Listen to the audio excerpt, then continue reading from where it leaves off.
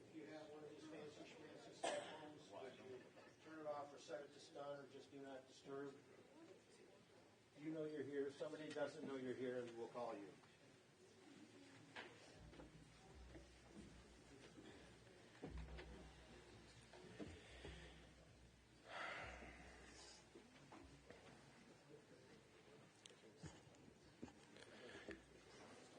Baruch Dayan Hamet, we praise the Judge of Truth. As I said, if you have a phone, just turn it off or set it to stun or do not disturb. Stun is if you're old enough to remember Star Trek. A lot of people aren't that old. Okay. Baruch Dayan Hamet, we praise the Judge of Truth. It's a very sad, tragic time that brings us here to lay to rest our dear Rachel Jaffe. I'd like to begin with Psalm 121. Asai inai el haharim me'ayin yavo Ezri. Ezri me'im Adonai oseh shamayim va'aretz. Al yitein lamot raglecha al yanum shomrecha. Hine lo yanum velo yishan shomer Yisrael. Adonai shomrecha, Adonai tzilcha al yad yaminecha. Yomam hashemesh lo yakeka ve'arech b'layla. Adonai yishmarcha mikol ra yishmor et nafshecha. Adonai yishmar tzedcha v'uecha. Me'atav ad olam. I lift up mine eyes unto the mountains, from whence cometh my help. My help cometh from the Lord, maker of heaven and earth. God will not let your foot give way. Your protector will not slumber. See, the protector of Israel neither slumbers nor sleeps. The Lord is your guardian. He is your protection at your right hand. The sun will not strike thee by day, nor the moon by night. The Lord will guard you from all harm. He will guard your soul, your going and your coming, now and forever.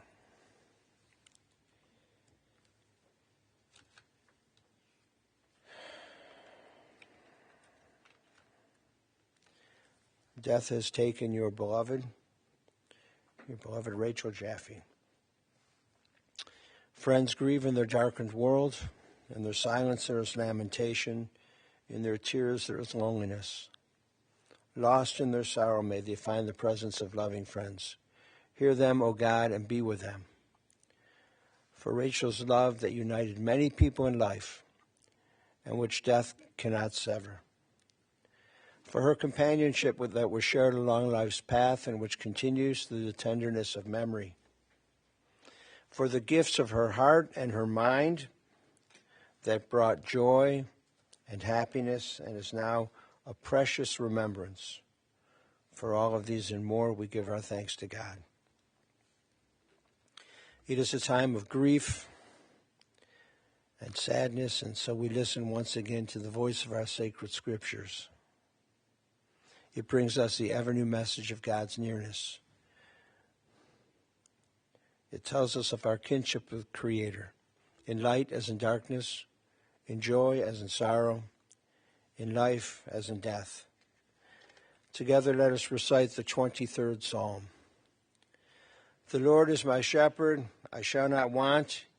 He maketh me to lie down in green pastures. He leadeth me beside the still waters. He restoreth my soul. He guideth me in straight paths for his name's sake. Yea, though I walk through the valley of the shadow of death, I will fear no evil, for thou art with me. Thy rod and thy staff, they comfort me. Thou preparest a table before me in the presence of mine enemies. Thou hast anointed my head with oil. My cup runneth over. Surely goodness and mercy shall follow me all the days of my life, and I shall dwell in the house of the Lord forever.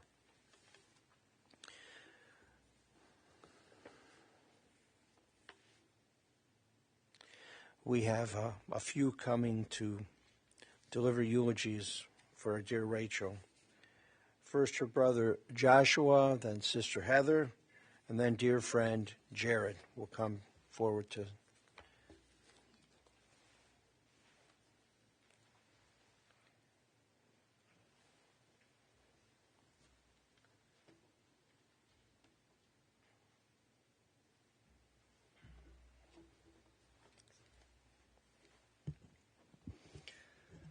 Oh, what a packed room.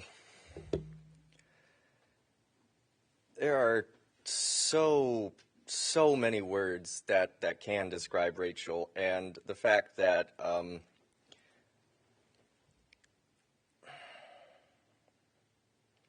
I think she's left us with a lot more inside jokes than context, but I think that's okay.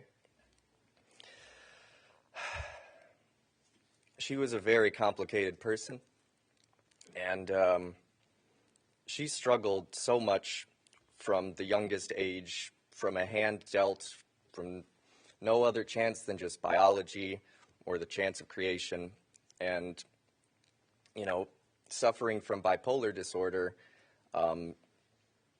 at the young age of 9, the amount of despair that I saw her go through and struggle with for the majority of her young life, it gave her such an immense and infinite capacity for kindness towards others, because she would never want anyone else to feel the despair and sadness that she would, for no other reason than she couldn't figure out why. She was a math whiz, a creative genius, sassy as hell. That's an understatement. Hell hath no fury like Rachel Gavrila Jaffe, that's for sure. And especially if she was convinced she was right, which she was. Always.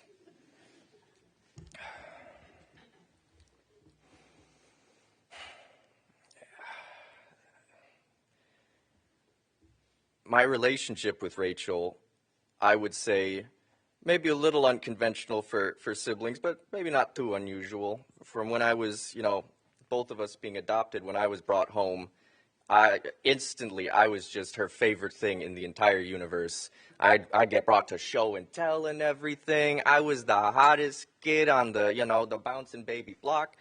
And that kind of all changed around the same time as she was developing bipolar, and coincidentally, I entered my terrible twos and became an obnoxious little, So, but no matter how many times I tugged on her earrings or, maybe planted a ventriloquist dummy in her bed while she was sleeping and gave her a permanent fear of ventriloquist figures, but that's besides the point. She was always there for me, and in times when I didn't even understand myself, even at the youngest ages of, say, like 3 years old, lots of parents fight and, get into heated arguments and don't realize that maybe one of the kids is there, but I was just observing, and she saw something on maybe the look of my face or how I was watching, but she yelled at both of them to stop right now. Can't you see you're bothering him? And she would just come in and rescue you, because that's who she was. And she rescued so many people, so many animals, so many squishmallows. But as we got older and were able to reconcile some of the usual sibling rivalry stuff, I just wish I had more time with you. There's so many plans, and the fact that in the last few years, especially since finding Craig and Craig finding her, she was on such an amazing trajectory of health, of mental wellness. I haven't seen her smile like that ever. And she passed happily with people who loved her, and I'm going to miss you so much. Thank you.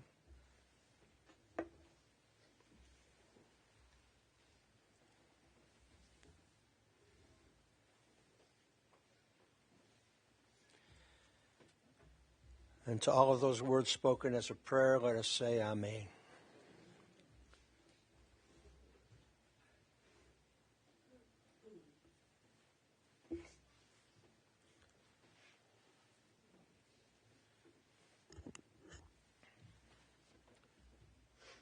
a whole box here.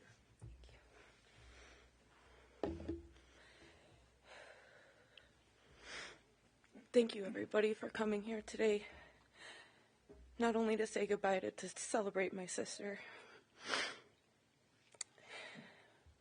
Rachel was my sister, but she was much more than that. She was truly my best friend and the best aunt to my kids I could have ever asked for.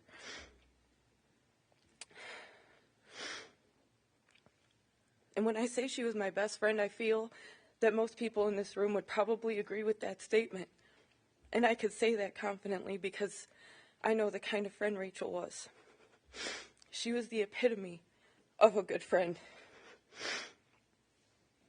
She listened without judgment and always had sound advice to give. She loved her people with ferocity, tolerance, and passion. She loved in ways that most people never get to experience in this life. And she did it all despite all of the hardships that she went through.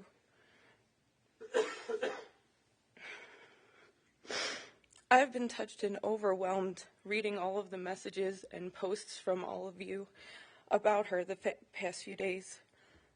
It's so clear that Rachel has touched so many lives in profound ways. I'm always going to admire her ability to genuinely hold space for so many people. I feel I know a lot of you personally just from conversations I've had with her. She bragged about you. She loved everybody equally, and she loved to tell everybody about it. And she had a way of connecting people that I don't think she even realized. So many things will never quite be the same. Singing karaoke, going to concerts, go yoga, Halloween, or shots of tequila. There are certain people you meet in life that just leave a mark, and Rachel was definitely one of those people. She was the kind of person that was so unapologetically herself, it made everyone around her feel comfortable to be themselves too. From her witty remarks to her pink combat boots and rainbow hair, she was a colorful and magical person, and I'm a better person because of her. I'm going to miss her so much every day.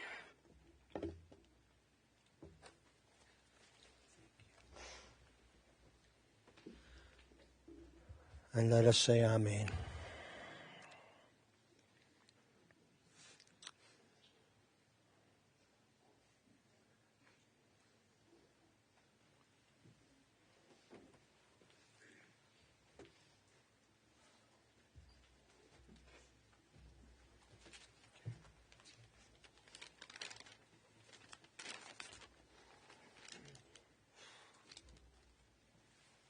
Hello, everyone. For those who don't know, my name is Jared Sternberg. Ray's been my best friend for the past 21 years. 21 years is a long time. We're in our 30s. That's 2/3 of our lives. 2/3 that she's always been there. No questions asked. We met at Park Day Camp, grew up in the same neighborhood. Her parents always thought that I was a good influence and that I was always looking out for her, which is true, and a very difficult challenge. Her teenage years. What a trip. What most people didn't see is that she was doing the same for me. Ray was always there. She was there when school was tough and other kids were being jerks. She was there when we were talking about the experience of being adopted and the complications that it comes with that. We were there for each other when our mothers were driving us nuts.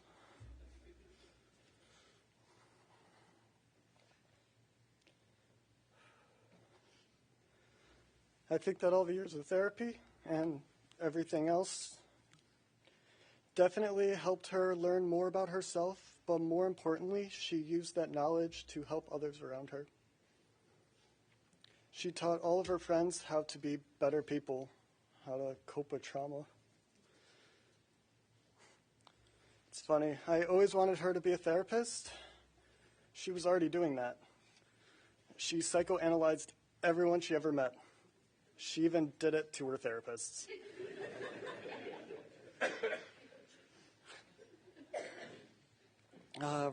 Ray was very relatable. That's why I believe she had so many friends. She always introduced me to them as her best friend or a package deal.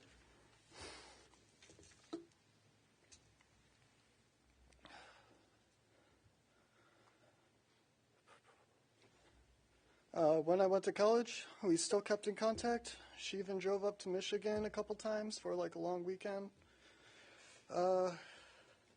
She wanted to meet my friends. She wanted to check in on me, make sure that everything was still cool.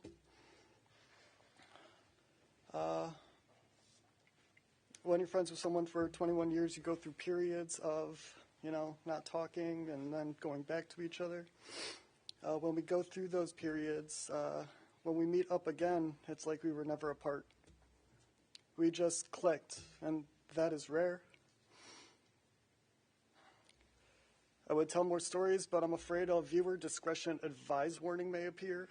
Tell them at the house. Tell them at the house. Fair. I'll see you after.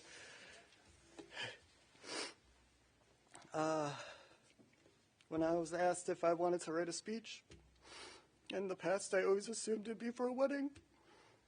I would make a joke about all her past boyfriends and how I would tell them something along the lines of, I know I will be at her wedding, but I'm not so sure you will be.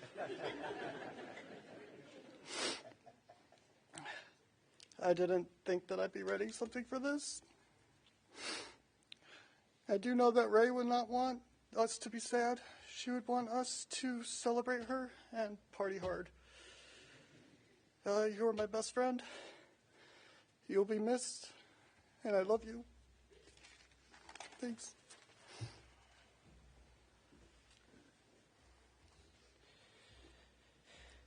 And we express our gratitude for all of those words, and let us say Amen.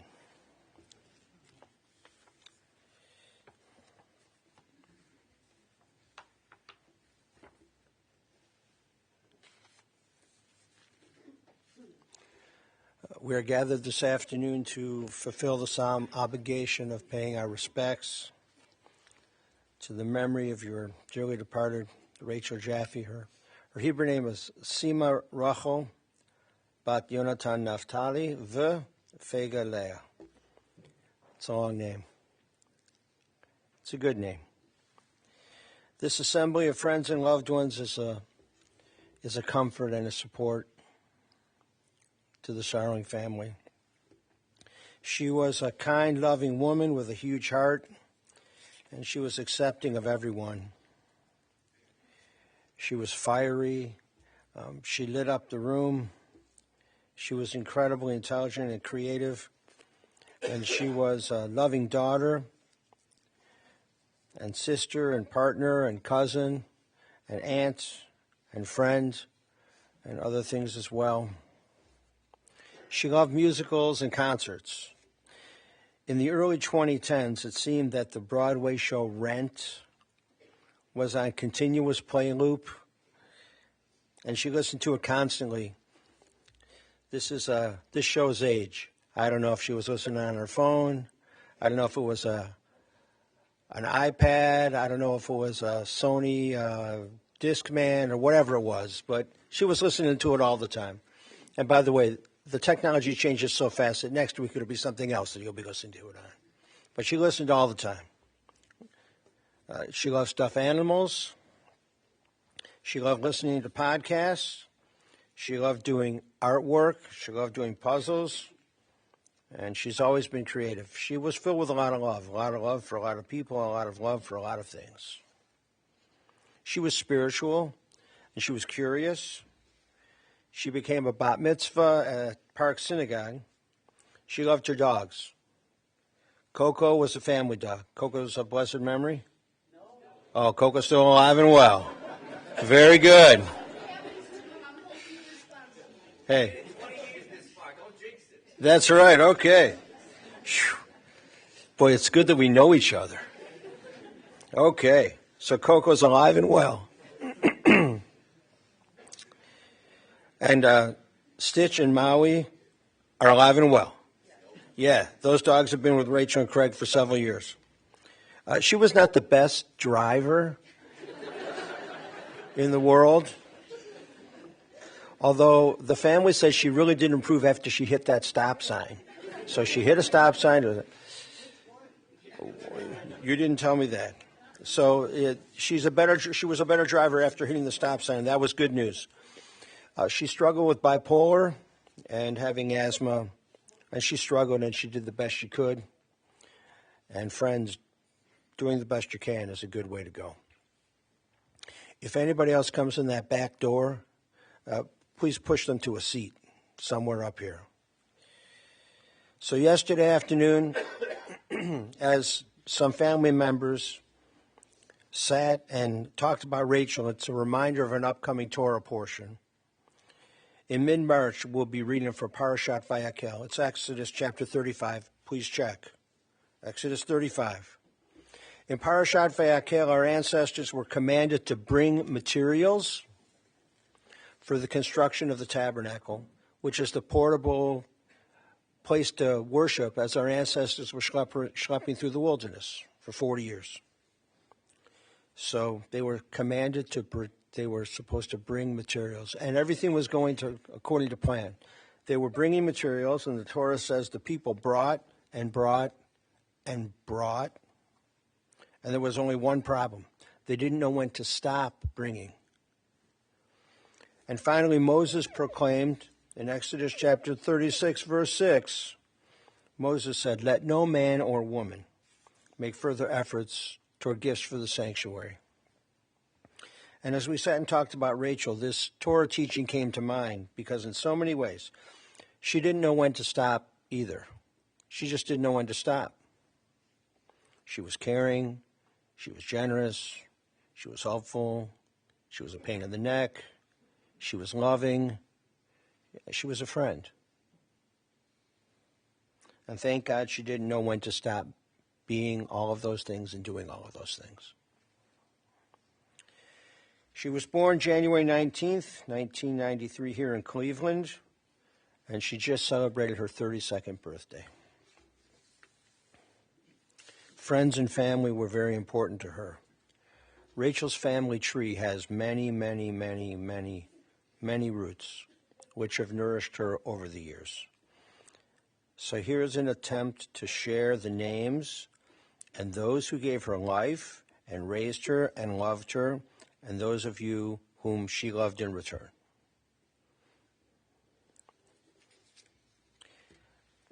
Dad, John, Mom, Leslie, Stepdad, Mark. I've got a lot of people to go through. Don't worry.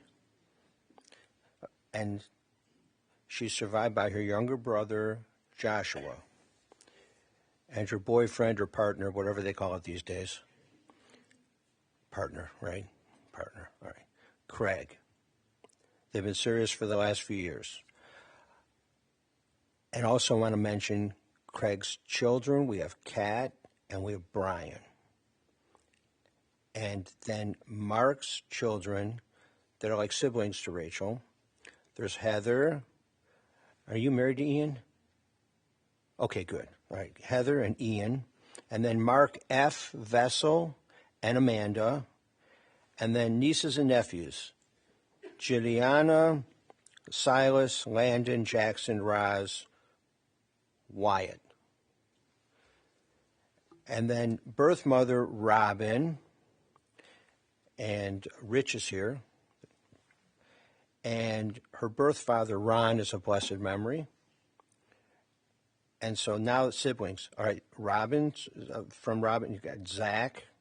And then from Ron, we have Ian and Emily and Caitlin. And she was granddaughter to Lita Finnick and Dawn Tolchinsky, and she's niece of, well, she's got an Uncle Steve and Aunt Merrill, Aunt Yehudis and Uncle Chaim, Uncle Michael, and Aunt Stacy of blessed memory.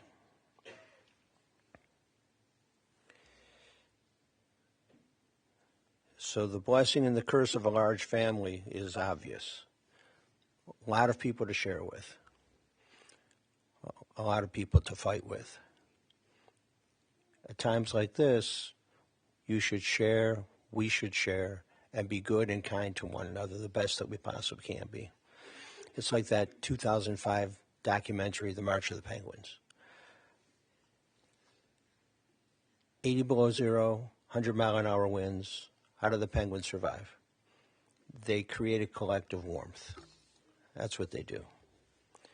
And so for each of us, for all of us here, we should try to create a collective warmth of consolation and to help one another and take care of one another.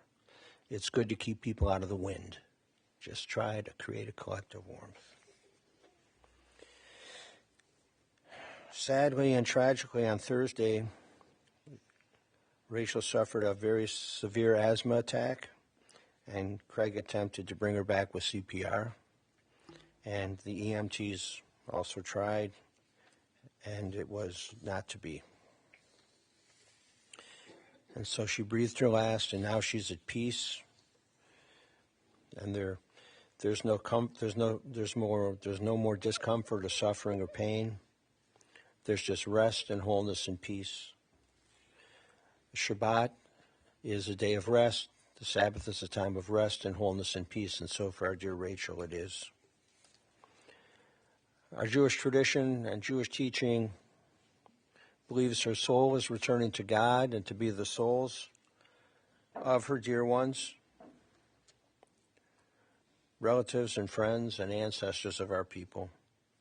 We learn this in Ecclesiastes chapter 12, verse 7. The dust returns to the earth as it was. The spirit returns to God who gave it. One day all of us will join our dear loved ones in Olam Haba.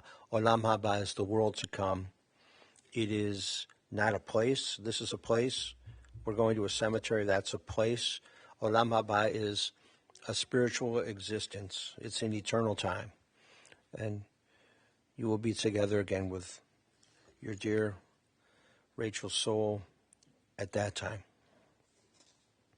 We're signing along an old Bible and prayer book at Haggadah with her in the casket because it's a mitzvah not only to escort the body of a loved one to its final resting place, also holy books of our tradition to provide respectful burial for them as well.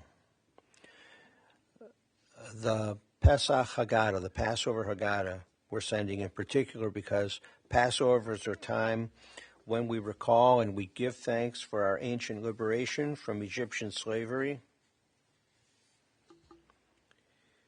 We are free today because of God's deliverance those many, many years ago. And Rachel has been liberated and delivered from any illness or pain. To say we are shocked is an understatement. We're shocked and we're saddened by her untimely and very sudden death. It's as if lightning had struck ground from a clear blue sky. It just doesn't happen very often.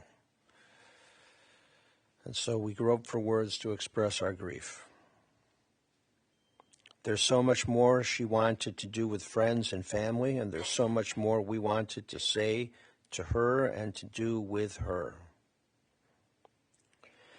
Your memories are filled to overflowing, and even in our profound grief, we give thanks to God for this gift of life.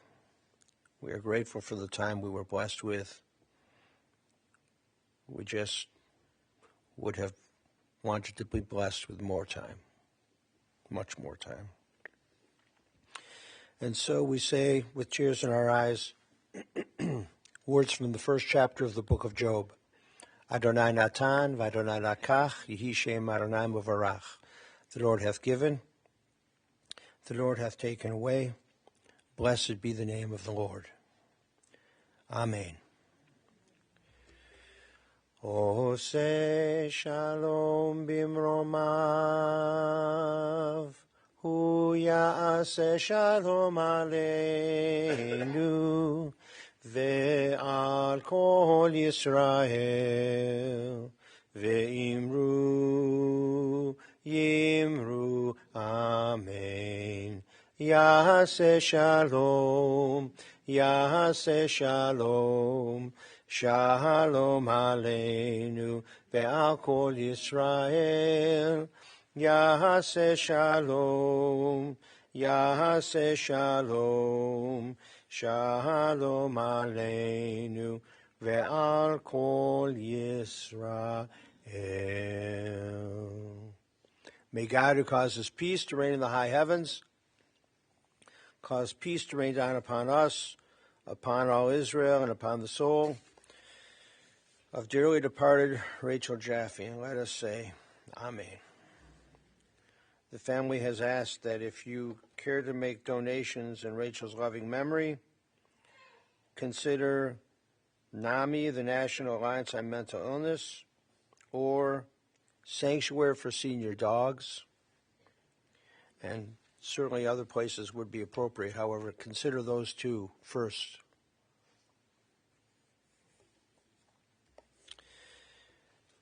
In a moment, we'll do El Maleh Rachamim, then we'll go in procession to Beit Olam Cemetery.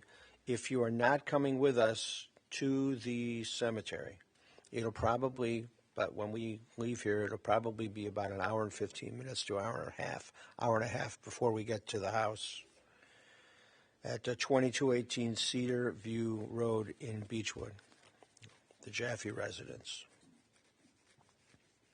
We'll say Kaddish for her at the grave, and we will say Kaddish for her, and she will be on Kaddish lists at other congregations as well. We'll say Kaddish for her for the whole month. The religious school kids are going to say Kaddish for Rachel because they need reps on the prayers, so they learn them. And they might as well learn them and recall some stories, and then say Kaddish for Rachel's soul. So we will do that for a whole month, every Friday night and Wednesday afternoon and Sunday morning. Please rise for El Maleh Rachamim. Into your care, O God, we entrust the spirit of our dear Rachel Jaffe. For you keep faith with your children in death as in life. Sustain us that we may meet with serenity the mysteries that lie ahead, knowing that when we walk through the valley of the shadow of death, you, O God, are with us, a loving friend in whom we put our trust. You are the light of our life, our hope in eternity. El Maleh Rachamim, Shochein Bamromim, Hametzeh Menucha Nechona, Tachat Kanfei HaShechina, Im Kedoshim U'Tohorim, Kezohar HaKiyam Asirim, Et Nishmat Sima Rachel Bat Yonatan Naftali V'Fega Leah Shehalach al Olama Ba'al Harachamim Yastireha B'Seter Kanafav Le'olamim Vayitzroh b'tzorah ha'chayim et nishmata Adonai hu nachalata v'tanuach b'shalom al mishkava v'nomar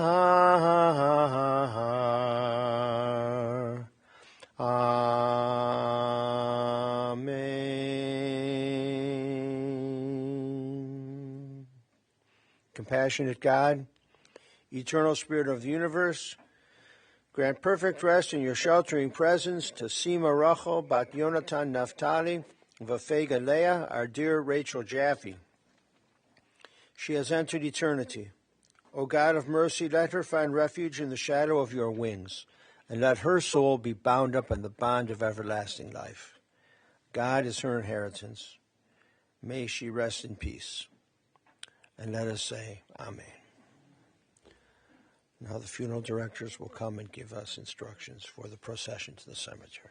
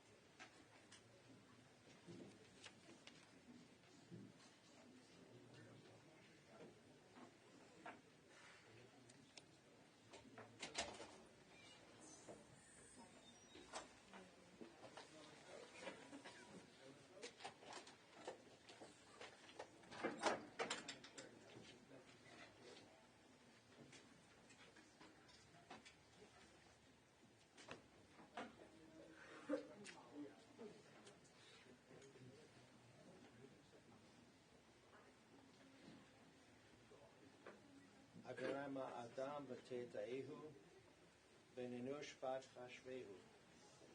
Adam Batel Dama Yamak Poter Ober, Baboker Yatif Pakalaf Leher, Leher Yavesh. Rashevinosh Adaka Bater.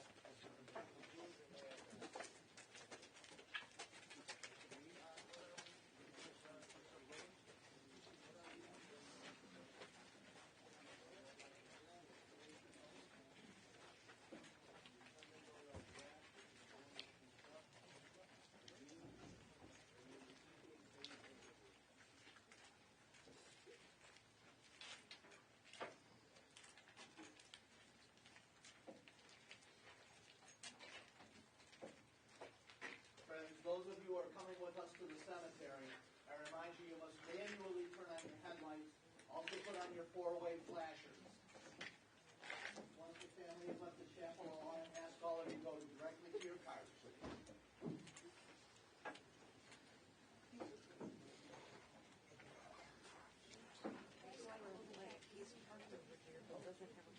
Kindly return to your cars, please. You may exit through the rear or front of the